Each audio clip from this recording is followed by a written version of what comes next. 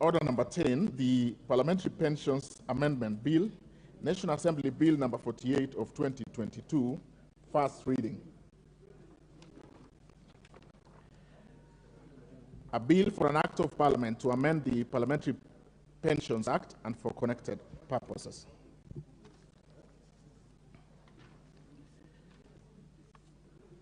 Order number 11, the Institute of Social Work Professionals Bill, National Assembly Bill number 17 of 2023, first reading.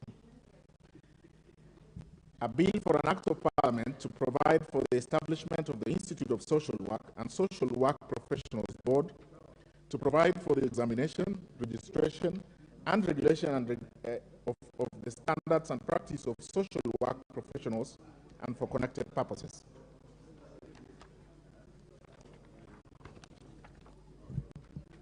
Order number 12, the Kenya Roads Amendment Bill, National Assembly Bill number 34 of 2023, first reading.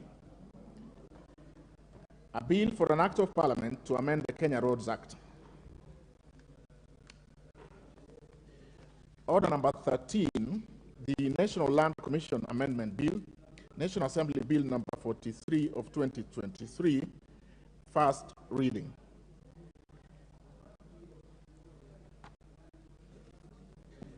A bill for an act of Parliament to amend the National Land Commission Act and for connected purposes.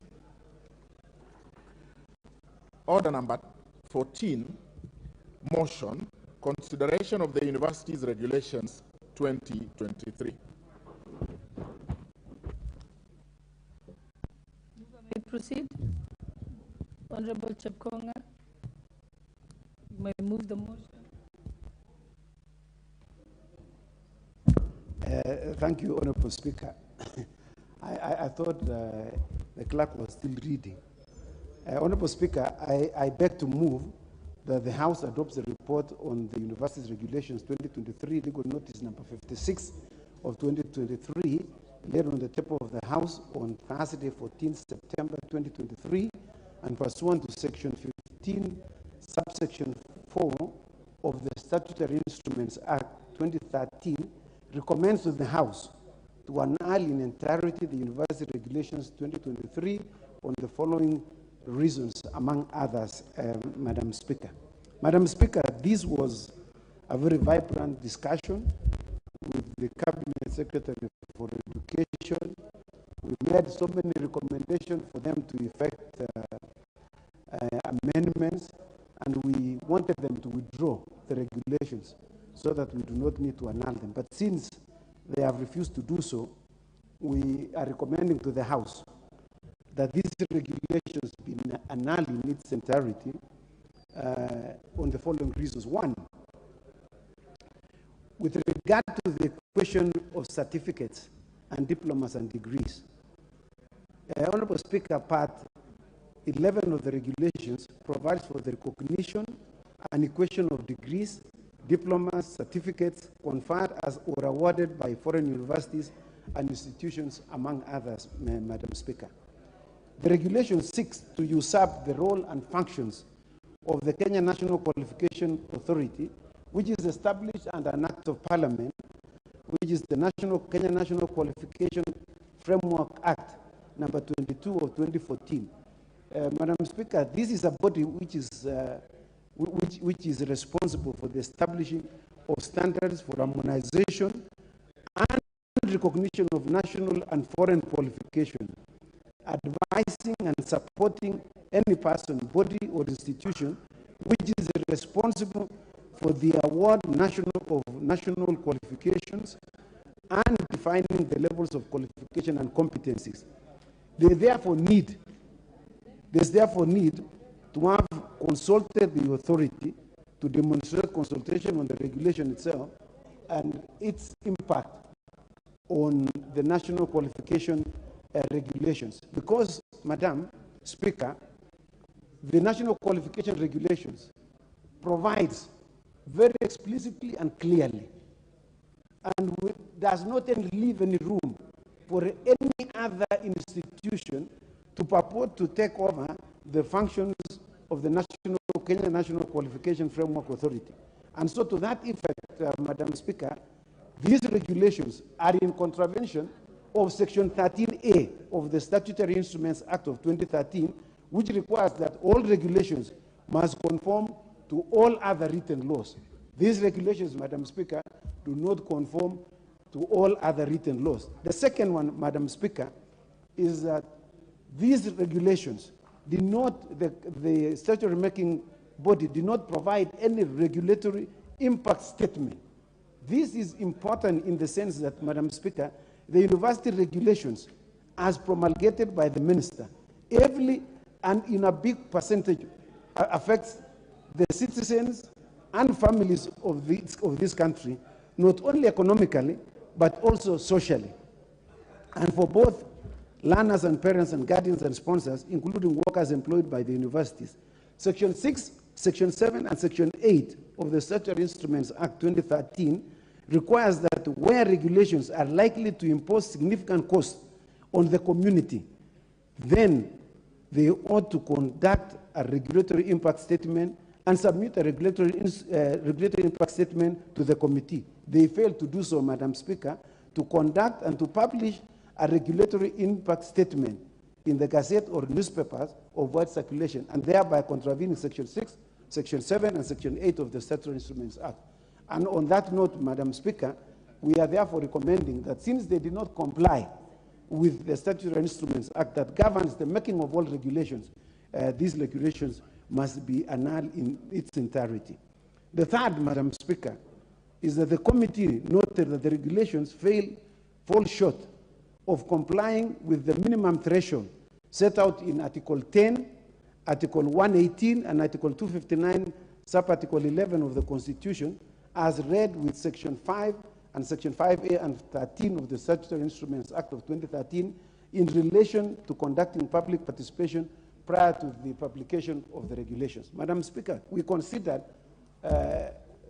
this as very important. This is a very important tenet and doctrine of the Constitution, that public participation must be conducted where it intends to affect any person in this country. These regulations, they were promulgated without carrying out public participation as required by Article 10 and 118 and 259 of the Constitution, Madam Speaker. So in bringing these regulations, they are illegal in the first instance. So we should annul them, and they should comply, and they should conduct public participation so that they can hear what the citizens and all those who will be affected want to say concerning these regulations, and they should therefore amend as necessary. The fourth, Madam Speaker, is non-compliance with relevant policies to improve standards like the report of the Presidential Task Force on the recommendations of the university's education. Madam Speaker, you know, one of the cardinal questions that we asked them is that we have a task force which has made certain recommendations, and those recommendations are being implemented right now. And you are submitting regulations which should have included those recommendations which you are now implementing. And those recommendations are in the form of a guideline. The Statutory Instruments Act requires that anything that is promulgated in the form of a guideline or a policy or a regulation must be brought to this House for approval. Madam Speaker, those regulations, those recommendations and guidelines are being implemented without this House approving them. They are highly illegal. It is affecting the education sector in this country. It is affecting people. Even when you say, Madam Speaker, it could be good policies. Like, for instance, they are saying that the funding for the universities will follow a certain trajectory. Now, those regulations have not been brought to this House, and they are implementing them, and it is affecting our students. If we go to our constituencies, we are being asked, we have been told to pay over 500,000. We as members of parliament, we do not know what to tell them. And those regulations have not been brought here, and it is affecting the people. So what we are saying, Madam Speaker, is that these regulations should be annulled, and those recommendations should be included in the next regulations which will be brought to this House. Madam Speaker, you know, some people think that they are very important. You know, during your time, Madam Speaker, as the chair of this committee, you annulled the judiciary regulations, the judiciary fund regulations.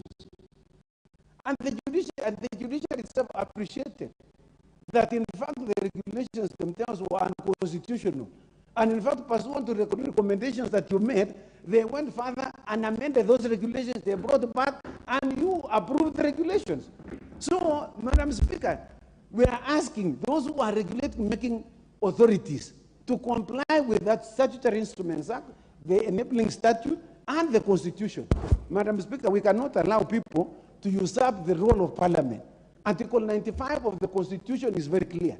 There is no person in this country which has been given the power to make laws except this House, Madam Speaker.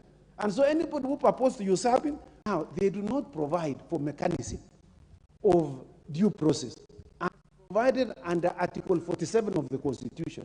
Where you want to take away the right of people, you must have a due process in which you then take away that particular right that has been granted to that particular institution, to that particular person. These regulations do not confer that right, Madam Speaker, in contravention of Article 47 of the Constitution.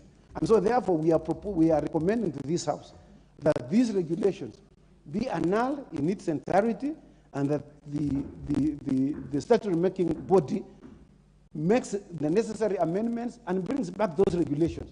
It is not for them to imagine that because we have annulled these regulations, they are going to sit on them. We are going to call for these regulations because it is affecting the students, it's affecting the parents, the guardians, affecting the university employees. So those regulations must be brought to the House. The committee wishes to express its gratitude, Madam Speaker, to you and the clerk for the support that was given to this committee. And on behalf of, I would like to single a particular one member who took time to go through these regulations with a tooth comb, the Honorable Ruku. In fact, he had so many proposals on the things that were wrong with these regulations, Madam Speaker. In fact, we gave the Cabinet Secretary, and he was shocked. In fact, he had to request for adjournment because of the shock that he saw with which